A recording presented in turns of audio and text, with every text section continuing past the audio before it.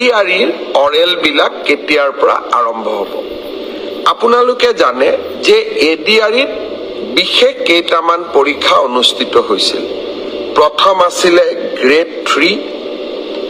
driver steno আৰু electrician অৰ্থাৎ এপিডিসিএলৰ কাৰণে আজি আমি সিদ্ধান্ত লৈছো যে গ্ৰেড 3 ৰ কাৰণে কম্পিউটাৰ টেষ্ট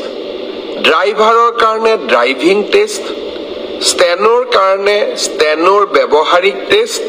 আৰু ইলেক্ট্ৰিচিয়ানৰ কাৰণে ইলেক্ট্ৰিচিয়ানৰ স্কিল পৰীক্ষা কৰাৰ যেটো পৰ্যায় তাক আমি 15 জুনৰ পৰা আৰম্ভ কৰিম আৰু এই সমগ্ৰ ব্যৱস্থা আমি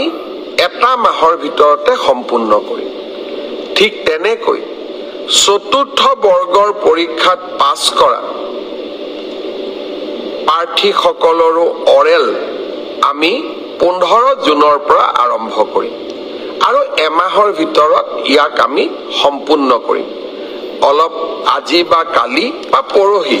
ৰাজ্য চৰকাৰে আপোনালোকক আনুষ্ঠানিকভাৱে দিন আৰু বাৰ আপোনালোকক জনাব যিসকলে লিখিত পৰীক্ষা পাছ কৰিছে তেওঁলোকে এতিয়া কম্পিউটাৰ টেষ্ট ড্ৰাইভিং টেষ্ট বা স্কিল টেষ্ট বা মৌখিক পৰীক্ষাৰ কাৰণে তেওঁলোকে যেন সাজু হয় 15 জুনৰ পৰা এই প্ৰক্ৰিয়া আমি আৰম্ভ কৰিম মোক আৰু এটা প্ৰশ্ন বহুতে খুদি আছে যে পিজিটি আৰু গ্ৰেজুৱেট টিচাৰৰ পৰীক্ষাৰ ৰিজাল্ট কেতিয়া দিব আমি 5 জুন তাৰিখে provisional result announce kori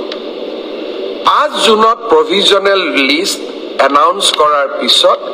আপোনালোকৰ document verification hobo আৰু যি সকলৰ documents genuine hobo তেওঁলোককে আমি চূড়ান্তভাৱে পৰীক্ষাত উত্তীৰ্ণ হোৱা বুলি ঘোষণা কৰিম অৰ্থাৎ পৰীক্ষাৰ ৰিজাল্ট কেতিয়া দিব উত্তৰ 5 জুন তাৰিখে দিব